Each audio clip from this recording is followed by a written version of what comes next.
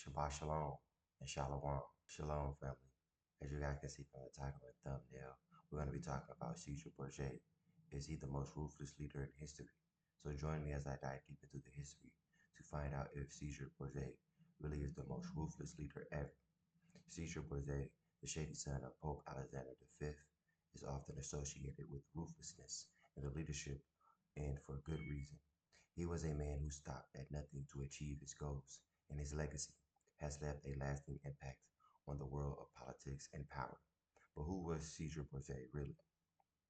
Born in 1475, Borgia was emerged in the world of politics from a young age, and he quickly proved himself to be clever and a cunning leader. In the context of Italian resurgence, Cesar Borgia's actions were shaped by the turbulent po political landscape of the time. The city-states of Italy was in a constant state of fitfulness, and leaders needed to be cunning and ruthless in order to survive. Borgia's father, Pope Alexander V, was a master of manipulation, and he taught his son the ways of power and deception.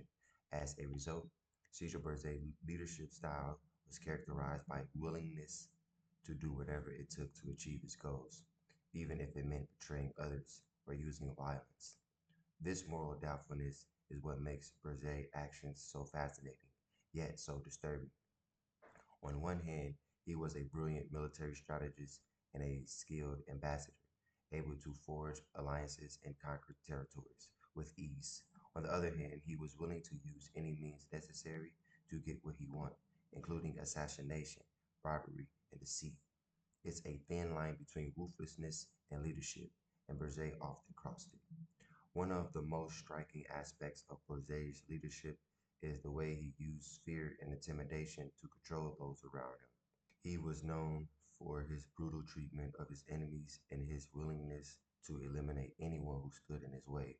This created a culture of fear and mistrust whenever his close alliances were never truly safe. As a result, Borgia's leadership was characterized by a constant sense of tense and uncertainty. But despite his ruthless tactics, Borgia was also a charismatic leader who was able to inspire loyalty in those around him. He was a skilled speaker and a clever strategist, able to win over his enemies and charm his alliances. These mysteries between ruthlessness and attractiveness is what makes Borgia so fascinating, and it's what has bonded his place in history as one of the most mind-blowing leaders of all time. One of the most noticeable examples of Borgia's ruthlessness is his treatment of the Italian noble family. The Italian noble family was a powerful and influential family in Rome, and they posed a significant threat to Borgia's power. So what did he do? I'm gonna give y'all a moment to think before we continue reading, or you guys can just continue reading without the acknowledgement of my voice. It was massive destruction. That's what he did. He invited them to a dinner where he had them poisoned. He was a brutal and calculated.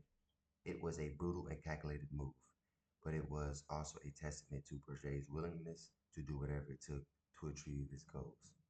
Borgia's testament of the Romanian region is another example of his ruthlessness. He conquered the region through a series of brutal military campaigns and then ruled it with an iron fist.